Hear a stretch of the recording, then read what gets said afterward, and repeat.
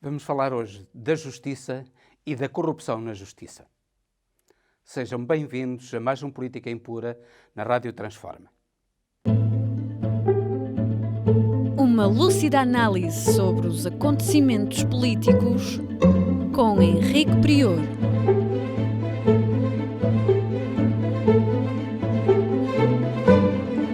Política Impura na Rádio Transforma.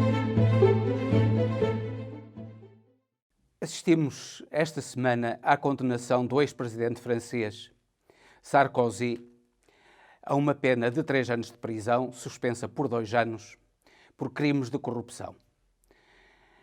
Sarkozy foi agora condenado por crimes de corrupção quando ele já era indiciado há bastantes anos por crimes de corrupção, nomeadamente nas eleições de 2007, no caso de Liliane Bettencourt, em que Sarkozy recebeu imenso dinheiro de Liliane Bettencourt, dona da L'Oréal, em troca de favores que ele lhe fez, e quando era proibida a doação de mais de 7.500 euros em campanhas presidenciais francesas, e ele recebeu muitos milhares de euros. Mas não era só por isso que Sarkozy devia ser condenado.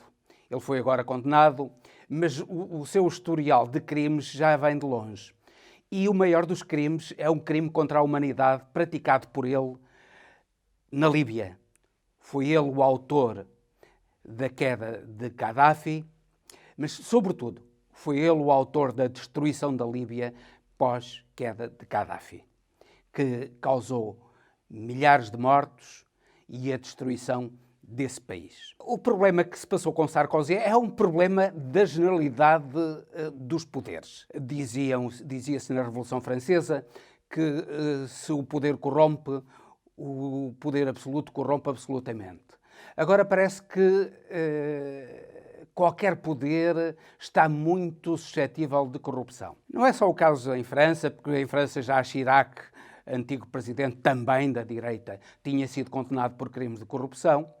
Mas, no caso espanhol, o próprio rei está acusado de corrupção, seus familiares estão acusados de corrupção, gente ligada ao PP, nomeadamente José Maria Aznar e Mariano Rajoy, são suspeitos de corrupção, embora não tenham sido condenados, porque é notório o seu encobrimento. Em Portugal, a corrupção sucedeu também. Não se trata talvez de um encobrimento da justiça, mas de uma incapacidade da justiça de julgar os criminosos por corrupção, nomeadamente, eu estou a referir-me ao caso dos submarinos, estou a referir-me também ao caso do BPN, em que muita gente culpada não foi condenada. Mas estes são casos em que a justiça, ou mal ou bem, ainda está a funcionar. Mas há um caso em que ela não funciona definitivamente.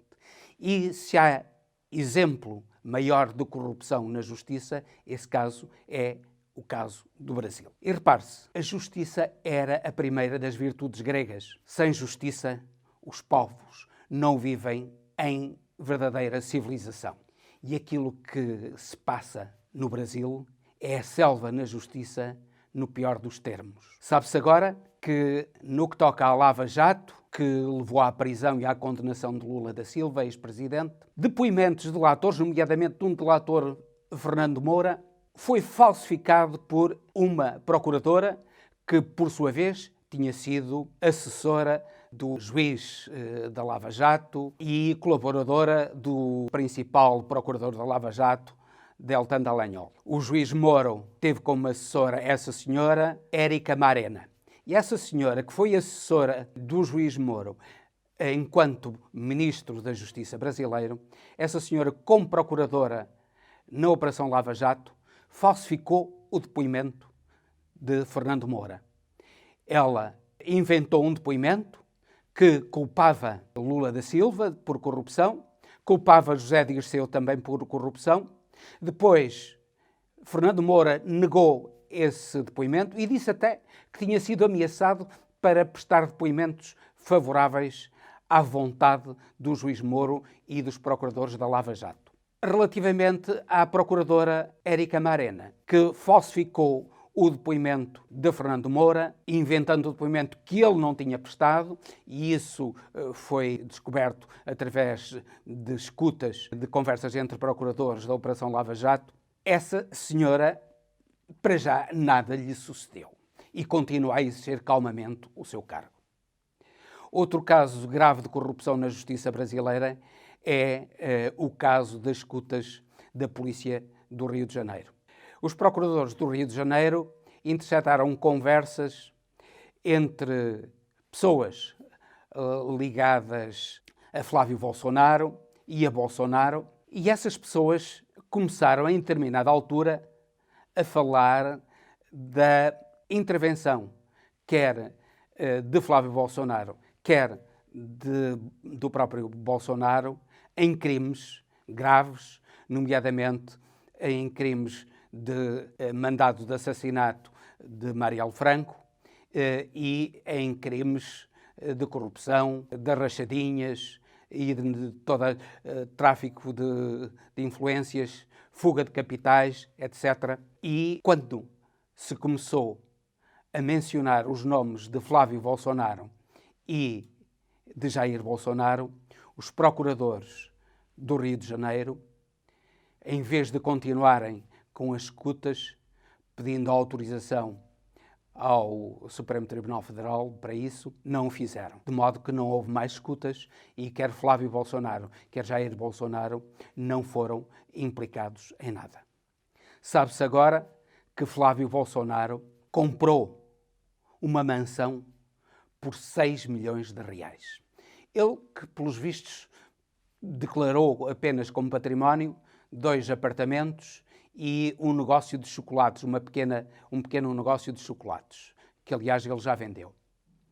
E que se suspeita que servia também para lavagem de dinheiro, nomeadamente do crime e nomeadamente da droga. Pois, apesar de Flávio Bolsonaro, que com o seu vencimento de simples senador nunca poderia conseguir adquirir uma mansão de 2.100 metros quadrados por 6 milhões de reais, pois nada lhe está a acontecer.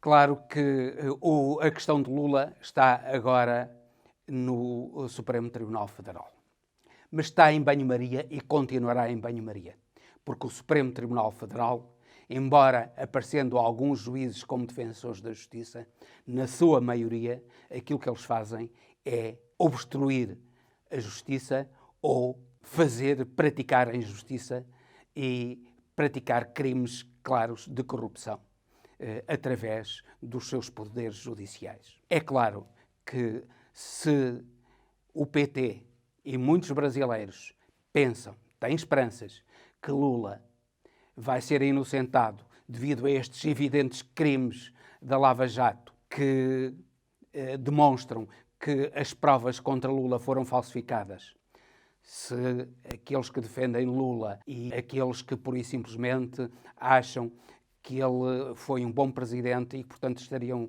dispostos a votar novamente nele, acreditam que o Supremo Tribunal Federal o vai inocentar a tempo de ele se candidatar à presidência, pois que se desenganem terminantemente.